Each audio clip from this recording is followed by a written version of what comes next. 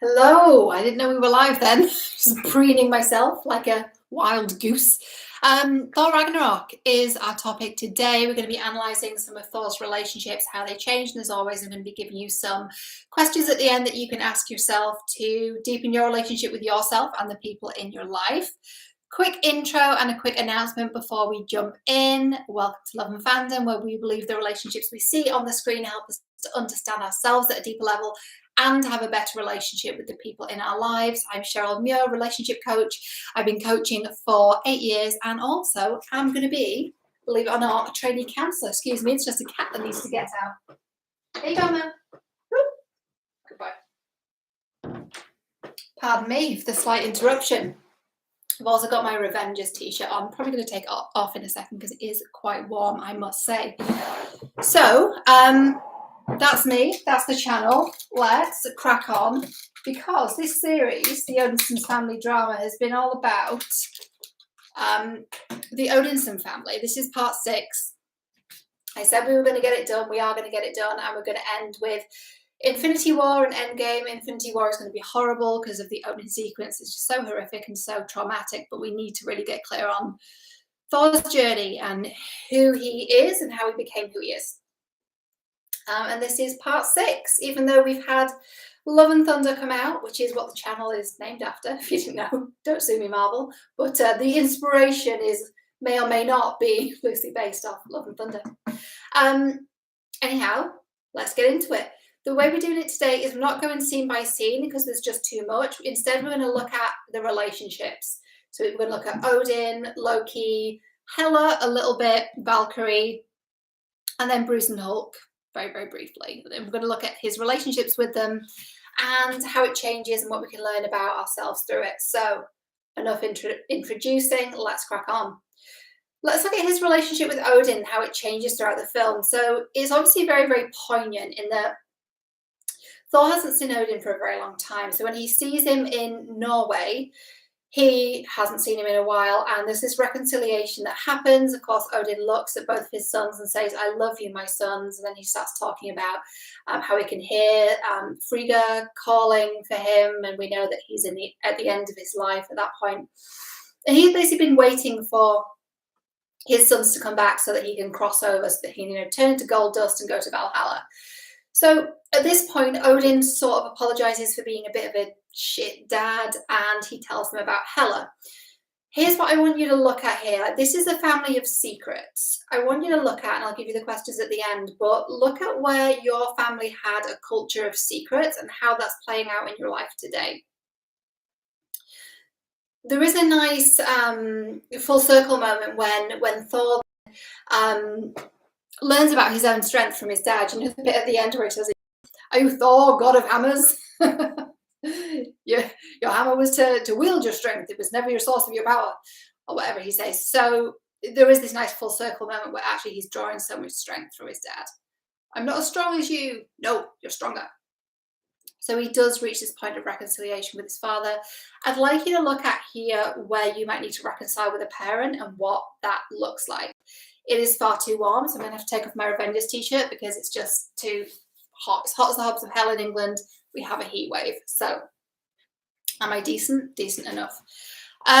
Loki. Now, this is a very interesting relationship in the film because there's a lot that happens, and albeit it is quite hard to analyse Thor in Ragnarok because it's like he's had a personality transplant.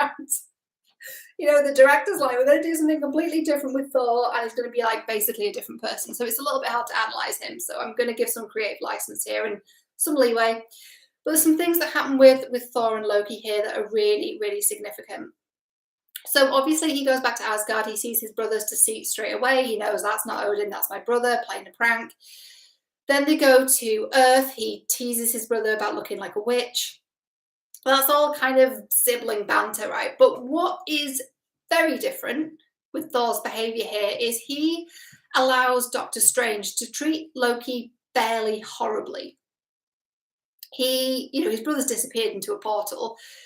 Thor doesn't at any point say, "Hey, wizard, where's my brother? What have you done with him? Is he okay? Is he safe?" So I see that as mischaracterization rather than bad behavior from Thor, but you take it however you see it. Then we see this anger at Loki's actions. We see the anger after Odin passes and the electricity is running through his fists, right? He's getting ready to have a scrap with Loki. He's very emotionally activated by him, which is a parallel to the Dark World, where he nearly has a scrap with him there. This constant theme of Thor being very emotionally dysregulated and very angry and very like ready to talk with his fists. And there's also this anger during the Sicarian prison where Thor just gives him the silent treatment. If people give you the silent treatment, that's not healthy, so just know that. We haven't seen that from Thor before. He's never used that communication technique with someone before. So that's new or bad writing, I'm not sure. Anyway, they end up teaming up. They talk about going their separate ways in the elevator. Now, what I want you to notice here is that Loki gives us a clue about his attachment style. He says, I guess I'll just have to go it alone like I've always done. What kind of attachment style is that? Classic avoidant. We've talked about Thor's attachment styles before, and he is someone who is generally quite secure. He's able to form healthy relationships. That does change after this film because of the loss that he goes through. But until this point, you know, he's someone that's really able to form friendships and alliances and build a team and work as part of a team. He struggled a little bit at the start of Avengers, but generally he's someone that's securely attached. What would typically happen in this kind of environment, if there's a very avoidant person like Loki saying, I'll have to go it alone like I've always done, the secure person might say, you know, it sounds like you actually don't want that. What is it that you want? How can I, you know, support you? How I love you. I want to be close to you. And not just, oh, it's what you always wanted. Pats him on the back and slaps the thing on the obedience disc. So that's not really consistent with what we've seen of Thor so far. Again, I'm going to put it down to writing rather than his actual character, but just know how that would look in real life. Yes, I know we're talking about gods and magic and aliens and shit, but in our lives, that would look like the secure person really guiding that avoidant person that pushes love away. They'd be like, come on, you're a brother, I love you, let's get our shit together, let's help each other. I don't want to part ways any more than you do. It seems here like Thor's kind of playing devil's advocate a bit, like, oh, it's what you've always wanted, well, you'll be happy here. Doesn't seem like something he would do from what we've seen of him so far. Then there's the whole get help thing, which is memories from childhood, but what is a bit alarming from here as a behaviour is the fact that someone is saying no repeatedly. No, I don't want to do it. No, it's humiliating. And the other person's like, cool, we're going to do it. Again, I know this isn't real life, but if that does happen in real life, you don't want those people around you, people where you're saying, no, I find that really humiliating. They go, great, let's do it. So Thor doesn't care. And there's the whole teaching Loki a lesson thing, which is akin to torture, you know, and he puts the obedience disc on his back and he sets it off and he throws the little doofer away from him so he can't get it.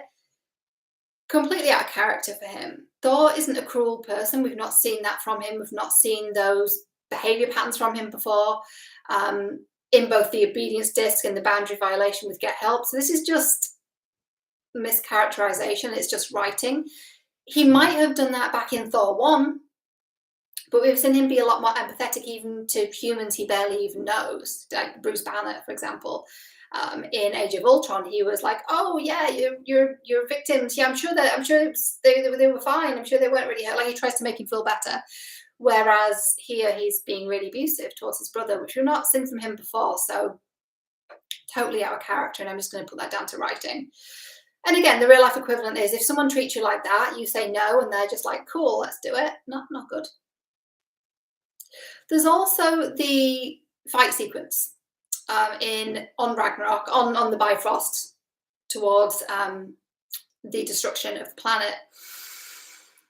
And Loki rocks up with the ship, with Korg, with Meek, with all the help, with an army basically, and a ship for all the Asgardians, and arrives very theatrically. Thor doesn't thank him, but it could be argued he also gives him the chance to save the day by unleashing Surtur. But this is pretty consistent with what we've seen of him, right? We see him not giving his brother credit for what he's done. There's a scene in Thor 1 about that, where they're talking about being Loki shielding them from smoke and them escaping, and Thor tries to take credit for it. So this is a pattern in their family. Again, look at your own dynamics, look at your own family and where it might have been at play and how it might be playing out in your relationships today. Because whatever we learn when we're small, particularly before the age of 6, 95% of our subconscious mind is formed before the age of 6. So whatever is happening there, we're forming beliefs and ideas, and we're joining the dots about who we are, what we get to have, what our role is in relationships, how other people treat us, what we can expect from the world, our worldview, etc. So something to think about there. I don't know what 6 would be in Asgardian years, probably 300 years, 400 years, I don't know. How great would it be to live for 1,000 years instantly? I'd be really up for that, would you? Let me know in the comments below. Just put 1,000 years and then like yay or nay. I'd love it. I'd love if I could live for 1,000 years. I wonder if it changes your perspective on like how you spend each day. It would do, because you've got so much more time. Imagine that now. Imagine you've got 1,000 years. Like everything in my body just like relaxes. I'm like, God, I could write so many books. And first of all, I'd take like a decade off. Just right. Yeah, anyway, let me know in the comments below what you think. So there is a reconciliation though with Thor and Loki on the ship. Thor wants to give him a hug. They never hug, or do they? I don't know. We don't get to see it because Marvel likes to see us in pain. And then they talk about going back to Earth, and of course many of us just like to pretend that's what happened. It of course isn't. Let's move on to Valkyrie. Valkyrie is another example of what it is to be avoidant. She's completely lone wolfing it. Her girlfriend died in battle as a Valkyrie, and so she is, excuse me, just the wire in my bra. She is lone wolfing it. She's on the other side of the galaxy. She wants nothing to do with anyone. She just wants to get her units as Scrapper 142. She wants to get her cash, and that's all she's interested in. She wants to drink, watch the game. That's all, which is an interesting parallel to Endgame, which is all Thor wants to do is drink and watch cable. And it makes sense because Thor's been through trauma. It makes sense as well because so has Valkyrie. So she's lone wolfing it.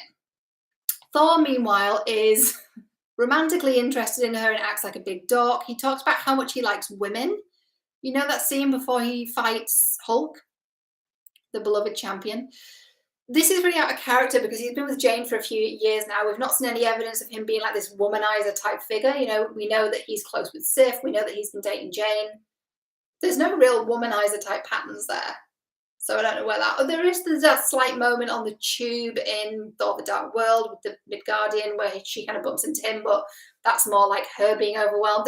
There's no evidence of this, so I don't know why they act like this is a thing.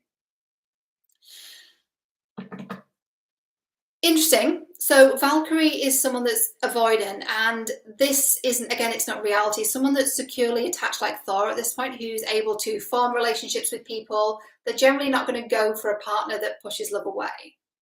So with attachment styles, the two attachment styles, of course, that are going to attract each other like magnets are avoidant and anxious. Avoidant pushes love away, anxious chases love, so this like push-pull dynamic, and people make it into some big romantic thing, twin flame thing, whatever. I used to teach on twin flames. If you didn't know, that was about 5 years ago. It was a different time. Anyway, so avoidant and anxious people are attracted to each other because of the push and pull. Generally, that cycle breaks if you're dealing with a secure person who's easily able to form relationships and doesn't get involved in that dance. They kind of break that push and pull dynamic. So Thor really wouldn't be chasing someone that doesn't want him. That would be unattractive to him. We've seen him be able to form a healthy relationship with Jane. Though I've been critical of their relationship in the past, they were able to join forces quite easily and form a relationship quite quickly. Bruce and Hulk, real briefly. So what Thor was doing here, again, this is really out of character. He was like playing them off against each other and being very manipulative, like, oh, I like the other one better. Oh no, you're my favorite. This whole thing of like, and then he also manipulates Bruce because he's trying to like, he wants Hulk for the battle. And Bruce says something like, I've just told you that if I turn into the Hulk again, I may never change back, and you're just using me to get to the Hulk. That's really gross. You don't care about me. And it's played off as this comedic thing, but actually that's pretty manipulative. That's pretty manipulative behavior, and it's not I'm going to move this. It's not consistent with what we've seen of Thor so far at all. In fact, in Age of Ultron, he was really trying to comfort Banner when Banner was upset about the thing that happened in the city, you know, when Hulk killed all the civilians. He was actively trying to make him feel better. He was actively trying to make Rhodey feel better when his War Machine joke was tanking at the party. We see Thor constantly trying to, you know, reassure people and make them feel better and maybe be a bit of a people pleaser that way. Actually, he's got that very much like friendly Labrador type energy. You know, the thing about Thor and Loki is Thor is like the dog and Loki is like the cat. Like he kind of hangs back and is like, I'm not sure if I like you yet. Whereas Thor's more like an agreeable kind of Labrador. So because of that, it's really not in character at all that he would try and manipulate Bruce or Hulk or use them. Just out of character. Bad writing, I dare say. Anyway, so some general points now, then we will go to the over to you section. I'll give you some questions that you can journal on. So some general points around teamwork, identity, power, and king leadership. So teamwork. So he says, I'm putting together a team. The team, of course, is the Avengers. And this is important because he's come a long way from being the lone wolf himself. If you remember in Avengers, at the start of Avengers, he was like, I've come here to put an end to Loki's slaughter, when actually he didn't want to be part of the team. And then he was. And now he's formed his own teams. So character development. Identity. Do you remember in Age of Ultron? You might not, because it's a bit of a turkey of a film, according to a lot of people, but I actually really enjoyed it. And we did analyze it. Yes, we did. I did spend 30 minutes of my time streaming that video. We see the sequence when Wanda's mind controlled Thor, and she says, sorry, Heimdall says in that sequence, you're a destroyer, Odinson. Can't you see us? We're all dead. This is quite the prophecy, because he does become a destroyer. He does become a destroyer in Ragnarok. It's not about stopping Ragnarok, it's about causing Ragnarok. So actually Heimdall's prediction in that vision there was quite true. He does become a destroyer. Thor reminds me of someone that thinks they've got a Taurus North Node and actually has a Scorpio North Node.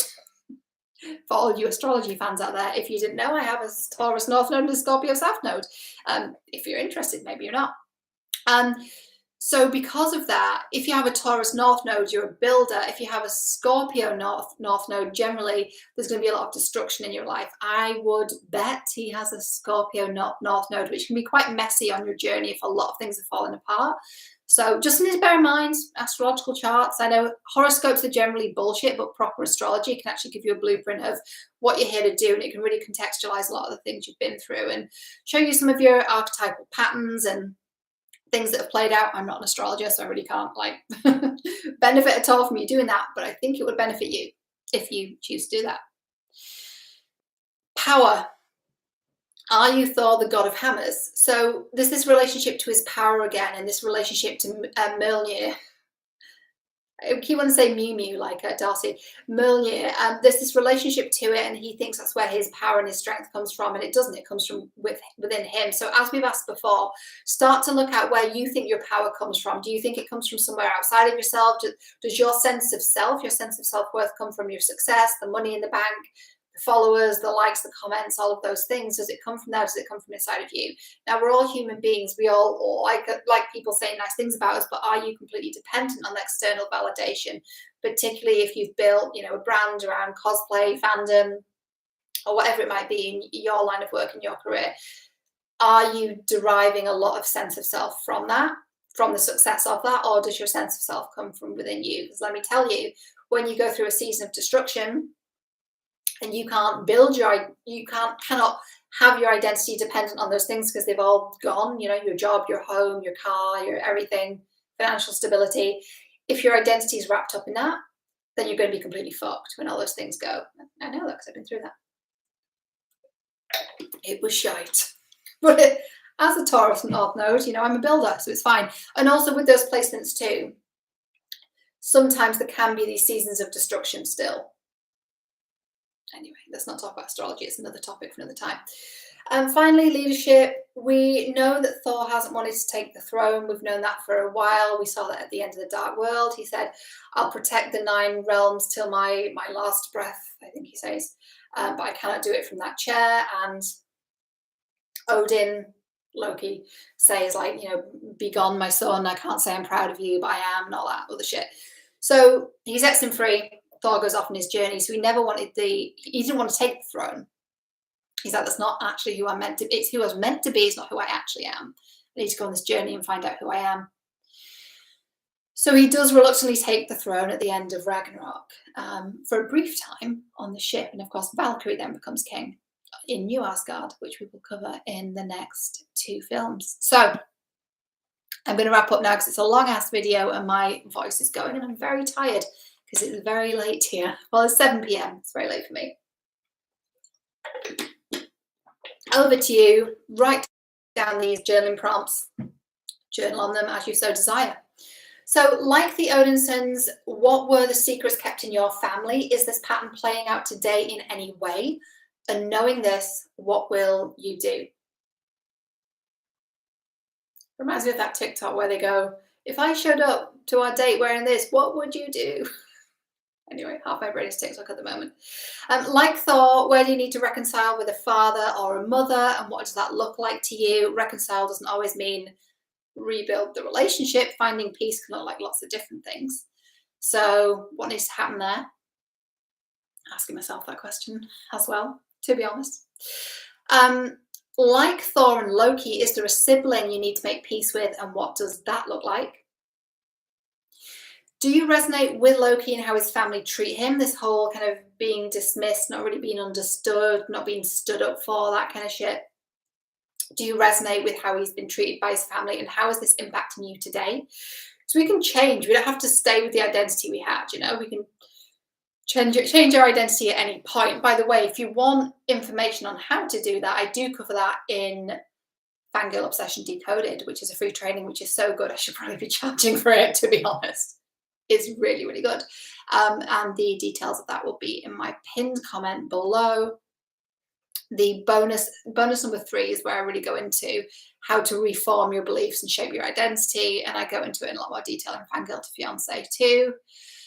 So yeah, you can change how you see yourself. Do you push people away like Valkyrie, and how can you trust people again? Are you attracted to avoidant partners, and how can you become someone who's more securely attached, who lets people in, trusts them, and doesn't freak out when they leave? So ultimately, how can you get into healthy relationships? Do you know how to do that? If you don't, is it time to hire someone? Maybe it is. Identity, are there ways that you, teamwork, do you easily work in a team, or are you more of a lone wolf? Particularly if you're self-employed. I find with a lot of my self-employed clients, they lone wolf it a lot. It's not good for us. Identity, is there any ways in which you see yourself that don't work for you anymore? Are you ready to let go of them? And as I said, there is info on how to do that in Fangirl Obsession Decoded. Power, where do you draw your power from? Is your validation coming from outside of yourself? How can you change that? And finally, king/leadership, how can you step more deeply into your leadership, whether that's in your career, whether that's in your social media presence, in your community, with your family, with your friends, whatever. You are a leader. If you weren't, you wouldn't give a shit about these videos, right? You wouldn't care about trying to understand yourself at a deeper level. So how can you step more deeply into your leadership? Okay, I can't believe we did that because I'm very, very, very tired. So we have 2 more analyses left, which is going to be Infinity War and Endgame. I'll get them done this week, put them to rest, and then we'll move on to something else. I think I know what I'm doing next because one of you has made a beautiful request. What else do I need to let you know? The website's been updated. We have a new section called Free Resources. Well, the section existed, but I've updated it. So you can now go onto my website. Again, the details are in the pinned comment. There's going to be free and low-cost trainings there. So the times in which we're living, so there might be ways in which you can get started for, something that seems really reasonable. So for those of you that have been watching and want more from me, details down below. And there's also a new program coming, which is probably going to be released this week, called the Sexual Signature Archetype. So we talk about relationships, we also talk about sexuality here. It's really, really, really important, which is to kind of link the point about Valkyrie. I loved how her sexuality was represented in Love and Thunder, but that was in the Love and Thunder video. Okay, I could literally be on here for 3 hours talking about this film because it's really quite good. It really is. though there's mischaracterization of Thor. But the point is, what can we learn about ourselves, particularly from the family healing perspective in our relationship to others, is the point.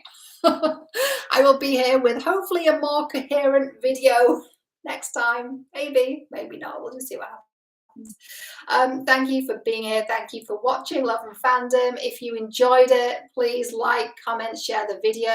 If you got this far, if you watched all the way to the end, thank you so much. Put the magical word Heimdall down below so I know where my real people are. Thank you for watching. I'll see you next time, and remember, you are absolutely worthy of love. Bye for now.